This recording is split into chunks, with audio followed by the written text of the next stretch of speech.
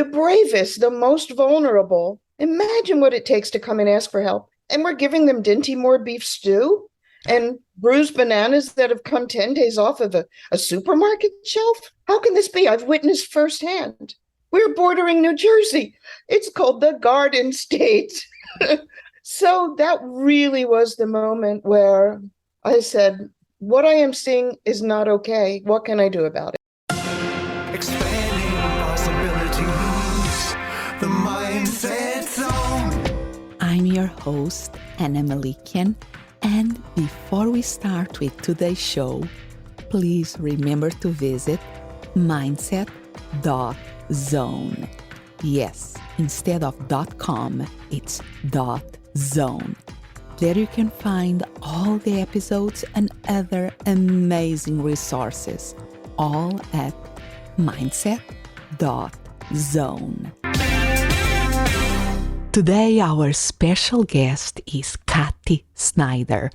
She's the founder of Rolling Harvest Food Rescue in New Hope, Pennsylvania.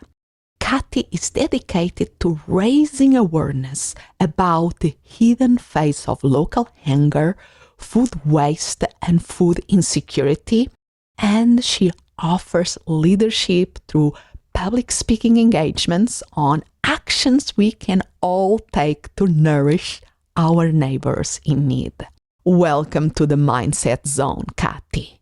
Thank you so much for this invitation. I'm really looking forward to our conversation. And I share the same enthusiasm here because we were introduced by a common friend that had introduced me a lot about your work on the Rolling Harvest. And I find fascinating that you start this organization about 10 years ago, correct? That's right. Yeah, you are going to be celebrating soon, possibly when this is going to be published. You already celebrate the 10-year anniversary mark there. And the challenge that you are trying to solve with this organization is not a new one, unfortunately, because it's all about how to help food insecure populations. And we know that they are everywhere. Maybe some of us are not aware of the dimension of this problem, but you seem that you are very aware of the problem and you decide to do something about it. So tell us a little bit about how all this started. Well, I wasn't aware to the extent I am now. 10 years of peeling back the layers and exposing realities of people living in poverty, people living in with food insecurity, the disparity between the foods and the health that I was able to enjoy when I started, simply because I had two things I took for granted. I had a car, so I had a means of transportation, and I had some disposable income. I was really naive enough 10 years ago not to understand that this is not what many people can take for granted to be able to access the healthy foods that they need for their family, for their enjoyment, for their health.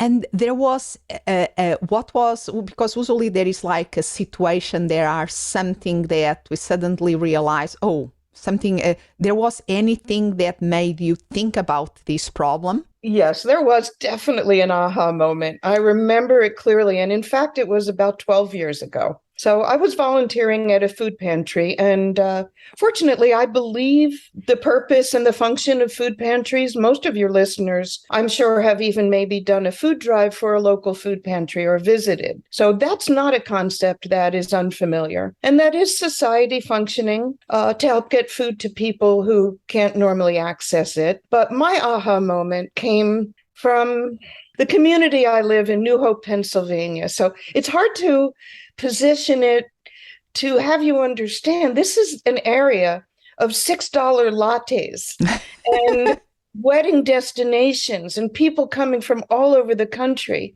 to experience these beautiful river towns and nature and antique shops, this kind of bucolic, idyllic life Yet under the surface of that, I was volunteering at a food pantry. So the first peeling back that led me to my aha moment was, what do you mean there's 2 food pantries and a shelter within a mile of where I live? How's that even possible? So peeling back the layers, yes, hunger, food insecurity. In fact, there's not a single zip code in this country that is spared. And we know as we get more involved and we peel back the layers and we peel back the layers, who were the people I was seeing coming in as I was just learning this? Oh my gosh, they were the pastor of the church, the substitute school teacher, the mailman. These are regular people I know. This is not in any way the face of hunger that I had a stereotype about. And the final aha moment came when I left that shift early on in those experiences at the food pantry. And I went to a quarter mile away to the New Hope Farmers Market.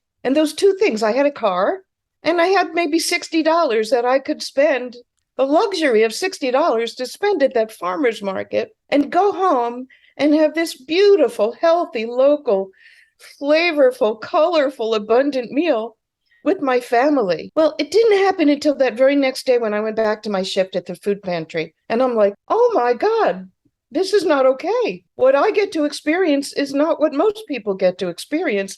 How could I have been so blind? And then I took a look at the food that we were giving away at that well-meaning food pantry, compared it to the food that I was able to access. And this huge wave came over me, like, how in the world can this be okay that I get to eat this way? And the people who are coming to us for help at the food pantry, the bravest, the most vulnerable, imagine what it takes to come and ask for help. And we're giving them Dinty Moore beef stew and bruised bananas that have come 10 days off of a supermarket shelf? How can this be? I've witnessed firsthand. We're bordering New Jersey. It's called the Garden State. So that really was the moment where I said, what I am seeing is not okay. What can I do about it? Yeah.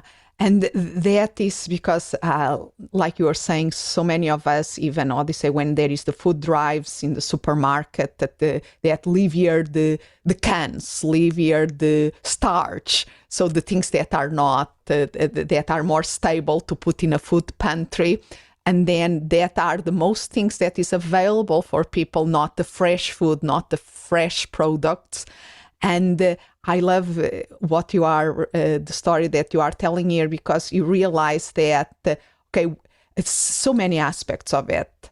The thing that under the surface of our communities, and even I'm also very lucky here in Phoenix, Arizona, of living in a very nice neighborhood. I know New Hope, Pennsylvania, how beautiful and idyllic the place is. And but people always say there is this complex of the community. People have to work there. People have to commute there. And if the place is beautiful and idyllic and the latte costs $6, who can afford that? And who is the person that is serving the latte? So all that things, and realizing that there are people that, and that I think is a big, like you are saying, aha moment and shock. We are in the COVID-19 situation, I think, unfortunately, was a wake-up call to many people. It's a couple of misfortunes, events. We can be them in the sense of people that they lost the way of living for one moment to the other during the COVID-19. And suddenly they didn't have that disposable income that they were used to have to buy essential things like food, or they had to do the hard decisions to pay the electrical bill. They could not go to Whole Foods and buy the fresh products. So all that realities is really striking. And then I love your problem-solving attitude, because you saw, okay, there is a problem, you're ready or trying to be part of the solution to that problem, but you are saying, okay, the solution that we are providing is a kind of half solution. Yes, we are giving them food, but this is not healthy food. Yes, this will help them, better than nothing, of course, but can we not do better? Can we not then provide them with healthier food? and you are like saying you are in the next to the garden state. Exactly. And so tell us, so how you go from that vision, okay, of the food market to the pantry, and what happened next? So what happened next? A couple of things. And I decided for once in my life to stop talking so much and started listening. And this was a great paradigm shift in the way I approach things. I went to that farmer's market where I had that first aha moment. That was a quarter mile, half a mile away from the food pantry. And I would start by thinking, this must be the solution. I'm going to ask them if they can donate, a couple heads of kale, or if they've got some apples or some corn. And very quickly, I am forever grateful to a farmer at that farmer's market who put her hand up and said, Cathy, please, you're making me feel bad. I can't donate anything. I have to keep everything here to go to another farm market tomorrow. And I apologized if I was seeming overzealous. And I said, what would work for you? She said, if you could come with your van and be at my farm 11 o'clock Wednesday morning, that's when we do our inventory. What is going to market? What can we sell? What do we have to compost and feed the chickens? And where's that in between where it's still healthy and appealing, but we can't get top dollar? And in that case, we would love to donate to you. We have no idea where the need is. You do. And that became the model from that point on. This farmer calling me to task for my approach and then listening. And that became the model. We now, from that one pantry and that one farm, 10 years later, we have 43 farms and growing. We've got 80 recipient food pantries. We've passed 4 million pounds. And this is legitimately food that would have gone to waste. So it's been an incredible ride, I have to say. We are just tapping the surface. We are just scratching the surface. Because what happens from that one farm saying, come when I'm already looking at what I've harvested, to now farmers saying, what do you mean? I can just give you a text message and you'll come with your team of cold gleaners. I send you a text message. You show up next day to pick everything I've left in the fields. And yes, that's our model. And the farmers were blown away by how easy it is. The farmers were blown away that, oh my gosh, all these resources I put into growing this great food, and it was just being left behind in the fields because I had satisfied my own customer base. Let's go slow there because there is so, and peel this a little because there is so much here. I love the thing, Odyssey. You know that there was a big challenge. You have the drive to, okay, I want to find a solution to that. Let me ask. Okay, put that asking gear. Wonderful. And I do get excited. It's true. I get very excited. And then you got the first resistance was, no, I this is my living. I cannot donate from this because this is what I do to feed my own family. Okay. But I love that, oh, this doesn't work. No, by keeping the dialogue going, by listening, the innovation came up of, or if you come at this time, when I do this, okay, I select what is to come here and what is to give to the chickens and what is in between, maybe I can donate that. You gave enough time for something to percolate and come as an option there. And you say, okay, I will be there. And that is the thing, because sometimes understanding that, I don't know if everybody is aware of the quantity of food that is left on the fields, because they are not perfect. They are imperfect food. They are not the right size, or they have a bump or something that doesn't look good in the shelf in the supermarket. And they, most of the times, to save them resources for the farmers, they just pick the ones that conform with the norm and leave the other ones to rotten in the field. They pick the food they know will sell. Yes, exactly. And that is part of an opportunity to change the dialogue for the average consumer.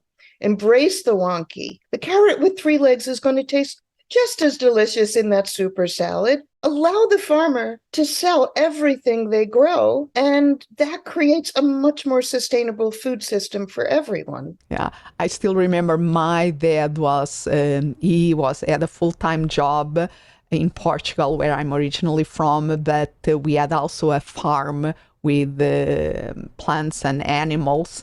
He loved new things, so he used to have kiwis. He got the kiwi trees there, and the sweetest ones were the ones that were like double, that were not perfect, were the sweetest ones. So sometimes we are living just because they look perfect. And the thing there for you of taking advantage of the opportunity, then you build this organization that is really a logistic organization. You manage, like you're saying, with the text, going with the text, make life easy for the farmers. They already have enough things in their plate, and it's hard enough to be a farmer nowadays. Or we can say for a long, long time.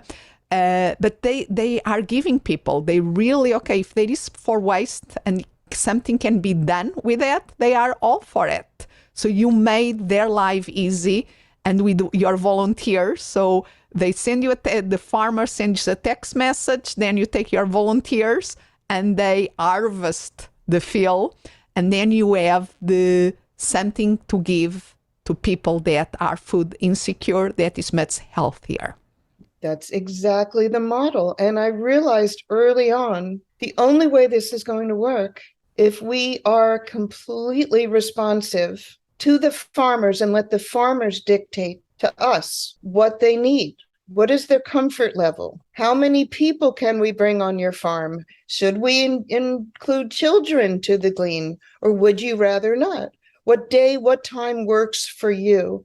And that really became the most important ingredient for the success of our ability to rescue all of this food and not leave it behind. Well, I mean, you've got 1 in 5 children still hungry in this country, and we could talk about COVID and how it's impacted the entire operation, with government getting into food rescue on a much larger scale. Many silver linings, by the way, of COVID. And at the same time, this was not the only challenge that you have to overcome, because, okay, you find an innovative solution. Let me organize volunteers. Let me make life easy to the farmers. Let's go there and pick up the food. Now you have all these beautiful, even imperfect, but still beautiful veggies and all this produce.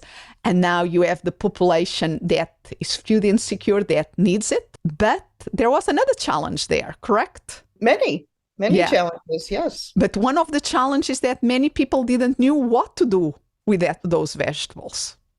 Early on, I can laugh about it now, but early on we were kind of euphoric over what solution we were bringing to a problem of food access, and not realizing that if you have a random food pantry getting mustard greens and kohlrabi and you just drop it off, that's not helping anyone. They have no idea what it is, why it's good for them, how to prepare it, how to store it. So yeah, I realized absolutely 1,000% we needed to create nutrition education team to go out into the field, and everyone who's receiving this food will never again have to worry what it is or why it's so delicious. We will teach them, we will show them, and none of that food will end up in landfill, which was the whole start, not to leave the food behind.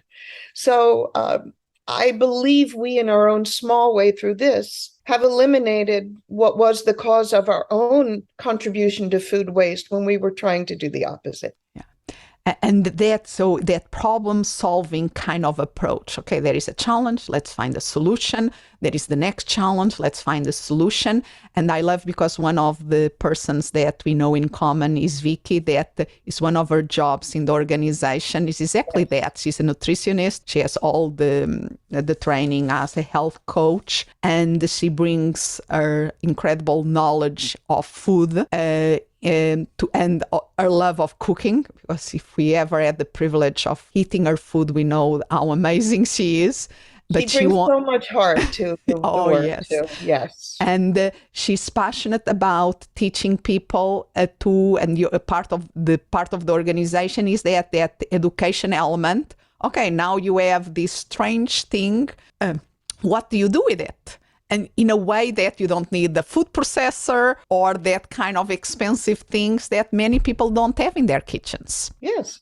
And we also have the privilege of working in our local agricultural area here in the Northeast, Pennsylvania and New Jersey. We have the privilege and the honor of working with so many small organic farms that are also passionate about making sure that their own food is not going to waste now that we've given them the logistics. And we will get very exotic things, even something that might be familiar to your listeners, like an heirloom tomato. If you don't know, it can look like it's diseased. And even something as glorious as all the personalities of the different heirloom tomatoes. This takes some behavioral nudges to explain or even just offer a taste and tell people this is how Mother Nature creates food. This is what we're offering you. And please, please enjoy it. Yeah, and trust me, even here I try to buy organic, and the other day, speaking about heirloom tomatoes, the tomato was that not red, was that more brownish color. And I saw my husband looking to it. What is this? I said, no, it's not genetically modified. That is the real thing. Yes. Yes, exactly. There's so many. I mean, the food that we offer, it's so appealing. It's beautiful. It's interesting. And it's not just a boost for nutrition. It's a boost to your mood, and it connects you more with nature in a way that we're offering much more than just basic nutrition, I believe. There's so much value in this work, and I would love to see more gleaning organizations pop up around the country. There's not that many of us, but there might be 150 organizations around the country now, possibly. So tell us a little bit, because you are based in New Hope, Pennsylvania. You serve because you do that, the local connection, the community between the local farmers and the people that live in different areas there that have this need. So what is the counties that your organization serves? Well, we started out primarily in Bucks County, Pennsylvania, and it's the third most populous. There's more than 60 counties in Pennsylvania. It's the third most populous. It's the third wealthiest, and yet there's still 11% food insecurity. Wow. So the message there is, yes, it is happening in wealthy suburbs. It is not just a citywide issue or any particular demographic or zip code. I mean, any zip code, it's everywhere. So the message that we start in Bucks County, and believe it or not, overcoming the lack of awareness that this can happen right in your backyard. People's backyard. That's a big part of why we have to advocate and raise awareness. And people, they want to know. They want to know that this is happening because people are compassionate. It might be hard for them to believe, but we have the numbers, we have the stories, we have the narrative. We see these people on the front lines coming for help, and we see these children. So Bucks County, and then we've branched out to parts of Montgomery County, a neighboring county, a little bit into Philadelphia, which is, of course, is the city most people know. But then because we are bordering the beautiful Delaware River, in New Jersey, there are two bordering counties, Hunterdon County and Mercer County, where we are able to continue to have a much bigger impact than when we started. Wonderful. So if people want to know more and even help, is the rollingharvest.org. And I will make sure that I put that on the show notes, but rollingharvest.org. Tell me a little bit about, how do you say, because you were saying that there are other organizations now doing this. So if somebody is listening, tell us a little bit how this movement has spread and how do you help or inspire other people in other parts in the country and even other countries, because this is not unique to the United States. Well, Rolling Harvest Food Rescue, we've been lucky enough to be invited to many conferences. And it was only about 8 years ago that there was the very first food waste conference in the country. It was at University of Pennsylvania. It was called Last Food Mile. I'm bad with years. I believe it was maybe 8 years ago. And now this is a sector that has gotten so much innovation, so much growth. More and more people are coming with solutions to food waste and hunger relief through this kind of work, through making sure that perfectly adequate food is not going to landfill, that making sure that everything that's produced is being used for both the consumer and the charitable food supply chain.